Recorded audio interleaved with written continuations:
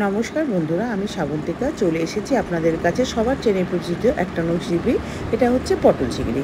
কিন্তু আমি কি পদ্ধতিতে এই পটল চিংড়িটা রান্না করছি আপনারা প্রথম থেকে শেষ পর্যন্ত দেখুন।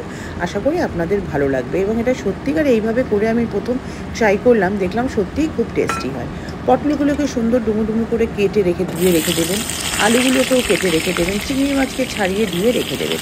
তারপরে কড়াইতে সাদা তেল গরম করে তার মধ্যে দিয়ে দেবেন পটলগুলো, দিয়ে দেবেন সামান্য একটু নুন দিয়ে পটলগুলোকে ভালো করে এভাবে নেড়ে চেড়ে ভাজতে থাকবেন। প্রথমে গ্যাসটা আপনারা হাইয়েই রাখবেন, নাহলে পটলের জল ছেড়ে দিতে পারে। তো তারপরে গ্যাসটা কমিয়ে রেখে মিডিয়াম ফ্লেমে আপনারা পটলগুলোকে এইভাবে পুরো লাল না, হালকা লাল করে ভেজে নেবেন। পটলগুলোকে ভেজে তুলে রাখার পরে ওর মধ্যে দিয়ে দেবেন আলুগুলোকেও আপনারা সামান্য একটু নুন দিয়ে ভেজে নেবেন। আমি পটল ভাজার সময় হলুদ ব্যবহার করিনি, কারণ হলুদ দিয়ে পটল ভাজতে গেলে তেলটা খুব পুড়ে যায়। তার জন্য পটল ভাজার সময় হলুদটি ব্যবহার করবেন না। তারপরে আলুটা যে লাল করে ভাজা হয়ে যাবে, তখন আলুটাকেও আপনারা আবার ভেজে তুলে রেখে দেবেন। আলুটা তুলে রেখে দেওয়ার পরে ওই তেলের মধ্যেই আপনারা দিয়ে দেবেন একটা শুকনো লঙ্কা, একটা তেজপাতা, শুকনো আর দেবেন সামান্য একটু জিরে ফোড়ন। শুকনো তেজপাতা এবং লঙ্কা, তেজপাতা এবং জিরেটা যেই ভাজা হবে, তখন তার মধ্যে দেবেন আগের থেকে নুন হলুদ মাখিয়ে রাখা চিংড়ি মাছগুলো। চিংড়ি মাছগুলোকে খুব ভাজবেন না, চিংড়ি মাছ খুব বেশি ভাজতে নেই, ভাজলে একটু শক্ত হয়ে যায়। তাই চিংড়ি মাছগুলোকে মোটামুটি হালকা ভেজে নেবেন।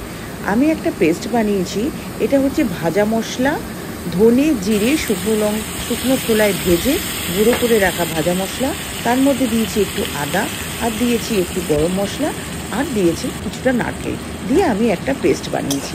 তারপরে ওই চিংড়ি মাছের মধ্যে ওই পেস্টটা দিয়ে দেবেন, আর দেবেন সামান্য নুন, হলুদ আর কাশ্মীরি লঙ্কার গুঁড়ো। এইভাবে দিয়ে ভালো করে মশলাটাকে কষতে থাকবেন। আর দেবেন সামান্য চিনি।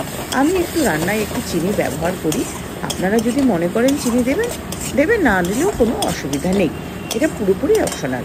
তারপরে ভালো করে কষতে কষতে যখন দেখবেন সাইড দিয়ে একটু তেল ছেড়ে আসছে, তখন আগের থেকে ভেজে রাখা আলু আর পটলগুলো ওর মধ্যে দিয়ে দেবেন। পটল আলু দিয়ে ভালো করে কষাতে থাকবেন।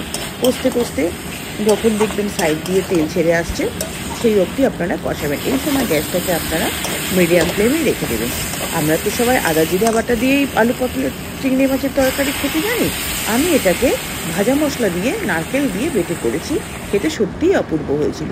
তারপরে একটু যেই কষা হয়ে যাবে, তখন তার মধ্যে দিয়ে দেবেন গরম জল দিয়ে ভালো করে ফুটতে দেবেন। গ্যাসটাকে মিডিয়াম ফ্লেমেই রাখবেন। ফুটতে দিয়ে এইভাবে বানিয়ে নেবেন আলু পটল দিয়ে চিংড়ি মাছের একটা সুন্দর রেসিপি। খুবই টেস্টি হয়েছিল এটা খেতে। আপনারা প্লিজ ট্রাই করে দেখবেন। আমার এই রেসিপিটি যদি আপনাদের ভালো লেগে থাকে, তাহলে প্লিজ লাইক করবেন, কমেন্ট করবেন, শেয়ার করবেন। ধন্যবাদ।